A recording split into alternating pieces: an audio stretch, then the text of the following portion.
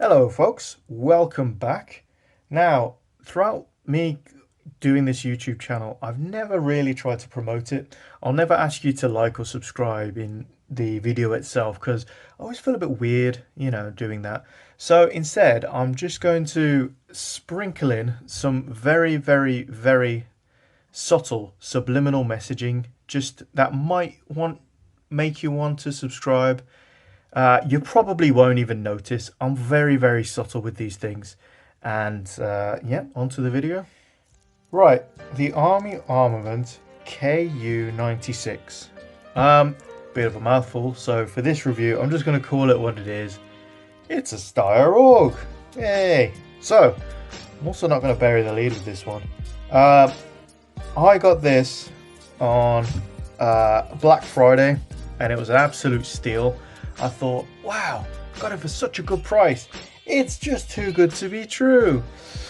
Ugh, yeah, not a fan of this one, I'll be honest. I wasn't expecting much because it was such a low price, and I was still disappointed. For reasons I'll go through in just a moment. Subscribe. But what do you get with the gun? So, obviously, you got the nice body there. It doesn't come with this grip or this sight, of course. It does come with this grip, which is a nice metallic feeling one. It's actually the nicest feeling part of this whole package, and I'll get to that in just a moment. Full metal grip there. You can unscrew it, remove this middle piece here, and then make it a small stubby grip. You can store things in there, and I actually quite like this grip. I might put it on some other replicas of mine, so that's pretty good. You get a standard high cap, which feeds okay, wine's okay. It's moving on, and that's about it really. What I've done, I've added a different foregrip to the front there, because as it comes with that rail section at the bottom, but nowhere to actually put your hands. So got that there. Added that because it looks cool. So tip to butt, this is where things start going a little bit wrong. You got this nice metal flash hider here, and they advertise this to have a nice 14mm counterclockwise thread on it. Great, you can fit all sorts of stuff on it. Yeah, I even put this aside to add to it, just to make it look a little bit more interesting. A little barrel extension and a more interesting flash hider in my opinion. And I was all set to take that off, because it's, like I said, it's just a standard thread, and whip that back on. But no, bad design meant I couldn't do that. So yes, they kept their promises. The threading is 14mm counterclockwise, but I don't know if you can see right in there, just underneath this block here, is a little grub screw holding it in place. So you have to get into that grub screw, remove the grub screw, and then off comes the flash hider. That involves removing this segment here. I thought it would just be an easy case of punching that through, but it will not budge. As you can see from that side, many attempts to try and push that through, and it will not budge at all. I'm sure I could heat it up, melt whatever glue they're using to keep that in place, but I really can't be bothered at this point. I'm already demoralised. So in it stays for now. Very disappointing. Moving on a little bit though, one thing I do quite like with all AUGs really, you've got a charging handle which locks back into place, which is really quite nice. So when you're reloading the gun, you can pretend that you're a cool guy and do the little pulling back the bolt, doing your thing back here, and yeah, I got a real gun. Very cool.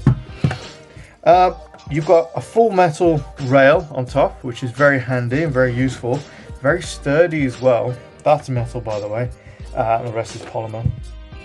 That actually feels quite nice. It balances the gun out quite a bit, because of course you've got the gearbox in the back.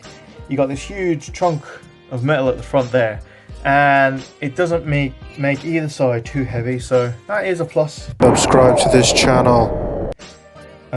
Moving back, you've got all these weird rails as well that you'll never use in 100 years. Like, what? Okay, it's there if I need it, but I don't know about you guys, but I would not be using that.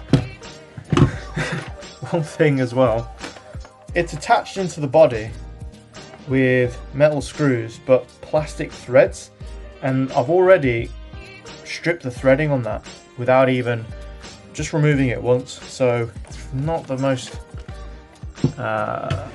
reliable of ways of doing it, so that's very annoying. You've got the cross guard safety here, which works, it's fine. Obviously, once it's in that position, you can't shoot, but then if I was to flick it to that side, I can start shooting. It's nice and clicky, nice and tactile. That's something I don't mind too much. When it's in that position, it's out of the way of your hand. However, when it's unsafe, it doesn't seem like it, fairly sharp corners, and you definitely feel it on your fingers, so it's something to bear that in mind. Now, moving back, of course, you got the full polymer body. Polymer basically just means plastic, and this does feel very plasticky and hollow. I don't know if you noticed just by me picking it up, but I mean, you could hear this a mile away. Never mind about a high cap being a tactical maraca. This whole bloody gun's a maraca, which is another reason that I don't like it very much at all. Everything fits into place and everything seems to work perfectly fine, but with all that movement inside, I do worry that things are going to fall out of place and the reliability is going to be poor, and it just gives it an all-around feel of just cheapness, you know, not a premium product. I really don't like it. Like I say, I'm a feelings guy. It doesn't matter, it could perform fantastically well, but if it doesn't feel nice in my hands, I'm not going to enjoy it. What can I say? Sorry, not sorry. That whole idea of feeling as well does come across when using the trigger. Now I've got a battery on right now. That trigger is a two-stage trigger. You don't get a fire selector on this gun, so it's one tap for semi, and then you hold it down for full auto. And you might think, that's pretty cool, what's wrong with this? Well, it functions okay. It takes some getting used to. You do have to kind of ride that trigger. You've got to kind of teach yourself how far to push that in before you get full auto, which if you're going to use this gun at CQB, and I mean, look at the size of it, it's designed for CQB, that's something you've really got to train yourself with, which is, you know, which is doable. Please subscribe, I need validation. But the trigger itself feels absolutely awful. Now it's a bullpup, of course the trigger's not going to feel great. It's that trigger and a big long arm attached into the gearbox inside. It's not going to feel fantastic, I get that, but I had a AUG previously, many years back, that felt much better than this. Much more premium, much more responsive, and a lot less creaky and rattly. And I think it's because that one was a more premium build. I think that one was a classic army. I can't quite remember. And this one, you can definitely tell where they've cut costs. Right, well, moving back, you've got a built-in quick detach swivel for a sling, which is quite nice. So yeah, you can put that on the back there, and you've got another, oh, you don't have that one that side, but you haven't got anywhere you can put a sling on the front. So if you want to attach a single point sling, that's fine. If you want to attach a 2-point sling like a normal adult, like, you know, you should be, you've got no points of contact on here. You have to get a separate sling mount, which is kind of disappointing. Mag's back here to release the mag. It's one push of that mag release at the back, which people moan about bullpups and where mag releases are. I don't mind that at all. I think the manuals of arms is perfectly fine on bullpups. I'm not holding that against the gun whatsoever. It's just the build I don't like, the feel of it. I want to get into some more pluses before I get into any more negatives, really. What I love about airsoft augs is that they're able to retain all the practicality of real life augs. How easy it is to take down is incredible. So unlike most guns where you've got to get your toolbox out, you've got to unscrew this, unscrew that, 20 minutes later you might get the gearbox out. This is an absolute piece of piss, and it's really refreshing to take it apart. So I'm going to do it here now in real time. So with one turn, barrel comes out. How cool is that? And if I want to take this top section off here, I'll just release that. I'll push that pin in. Out that comes. And then this whole upper slides right out. Fantastic. And if I really wanted to, I could take the gearbox out with just 2 screws that are held in the back there, and the whole gearbox comes straight out.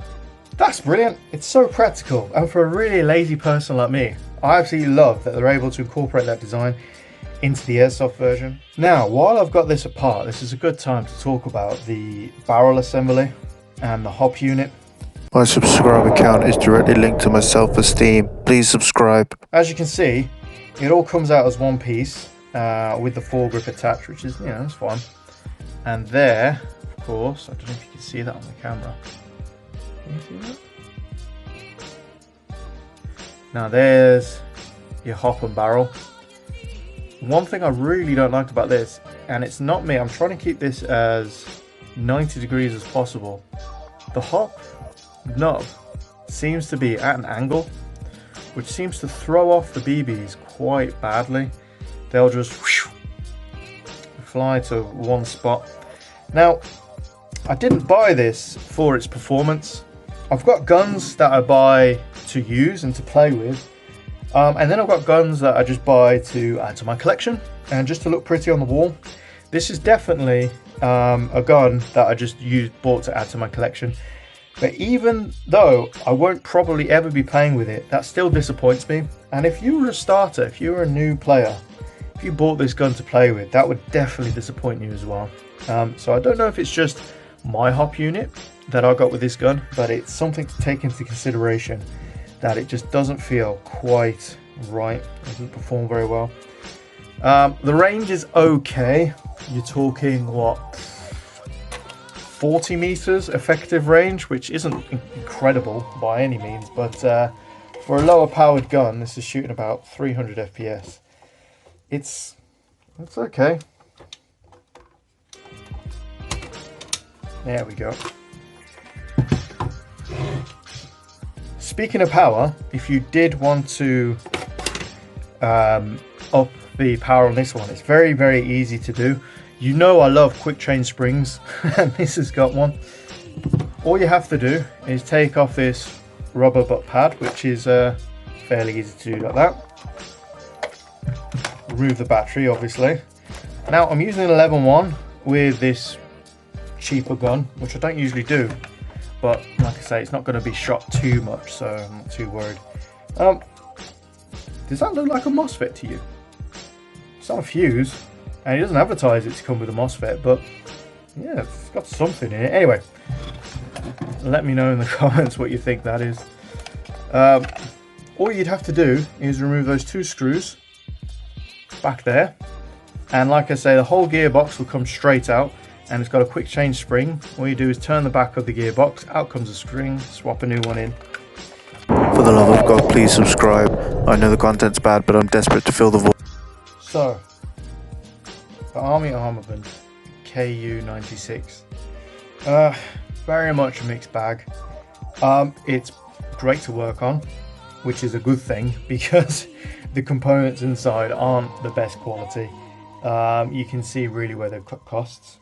The looks very different and very interesting. I quite like them, at least.